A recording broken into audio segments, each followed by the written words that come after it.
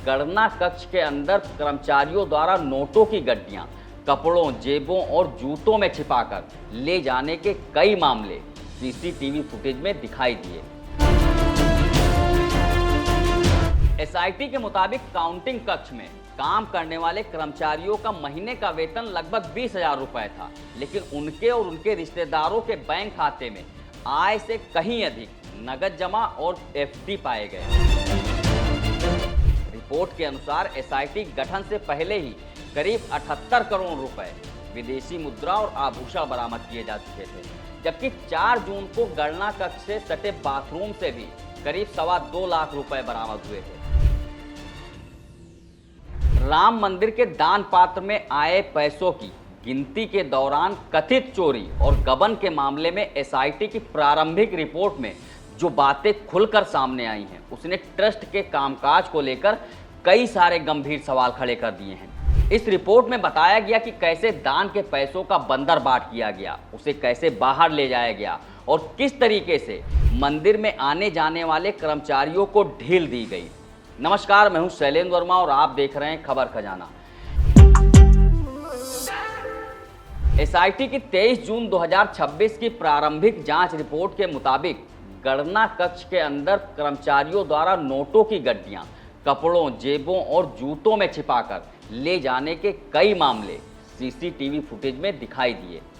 केवल 27 अप्रैल से 5 जून 2026 के बीच मौजूद सीसीटीवी फुटेज में ही चोरी के करीब 70 मामले सामने आए, जिससे अंदाजा लगाया जा सकता है कि चढ़ावे में कितने बड़े स्तर पर गड़बड़ी की जा रही थी।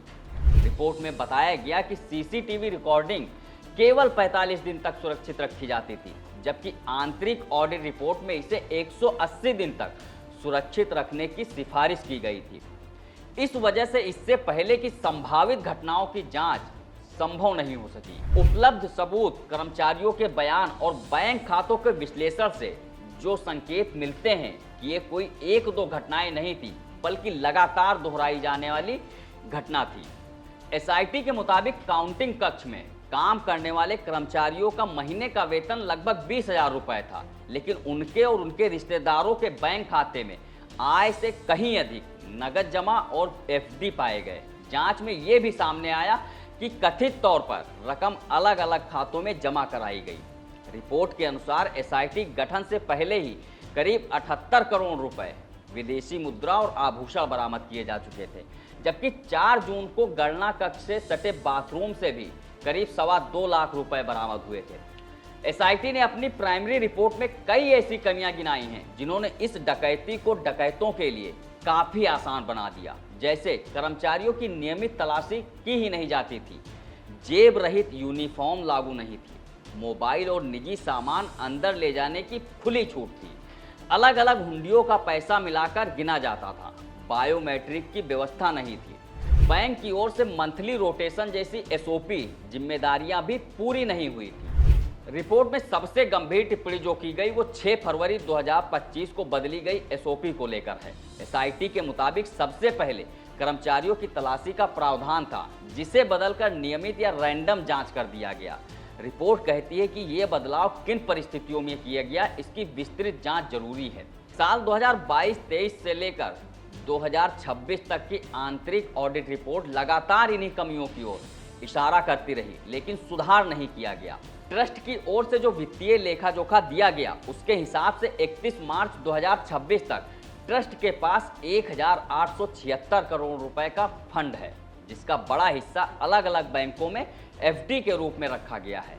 साल 2025-26 में ट्रस्ट की कुल आय 250 करोड़ रुपए रही, जिसमें 98 करोड़ 24 लाख रुपए चढ़ावे और 151 करोड़ 80 लाख रुपए ब्याज से मिले। इसी दौरान जो पैसा खर्च किया गया वो कुल रकम 514 करोड़ 50 लाख रुपए थी, यानी खर्च आय से दोगुनी की गई, जिससे ये जो खर्च का अंतर आया उसे पहले ट्रस्ट के खाते में मौजूद फंड से पूरा किया गया। इसी साल ट्रस्ट ने 20 करोड़ 16 लाख रुपए में करीब 2.5 एकड़ जमीन भी खरीदी। रिपोर्ट के मुताबिक ट्रस्ट के पास अब तक 32 किलो 26 ग्राम सोना और 1519 किलो चांदी है। बीते दिनों में चांदी की ईंटों और भेंट से जुड़े 3 अलग अलग आरोप भी सामने आए थे। एसआईटी की प्राइमरी रिपोर्ट के मुताबिक रिकॉर्ड की जांच में इन आरोपों की पुष्टि नहीं हुई। जांच में कहा गया कि संबंधित चांदी ट्रस्ट की अभिरक्षा में थी और निर्धारित प्रक्रिया के तहत मिंट में गलाकर सुरक्षित रखी गई। एसआईटी की प्रारंभिक रिपोर्ट में 6 गणना कर्मियों के खिलाफ चोरी, आपराधिक न्यायभंग और आपराधिक षड्यंत्र की धाराओं में मुकदमा दर्ज करने की सिफारिश की गई है।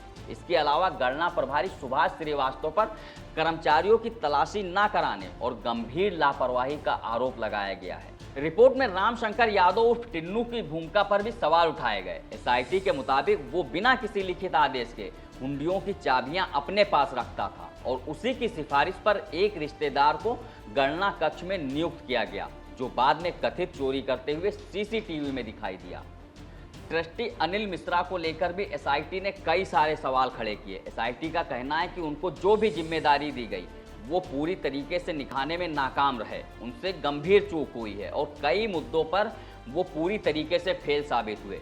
इस वीडियो में फिलहाल इतना ही। बाकी देश दुनिया की तमाम बड़ी खबरों के लिए देखते रहिए बतकही चौक। नमस्कार।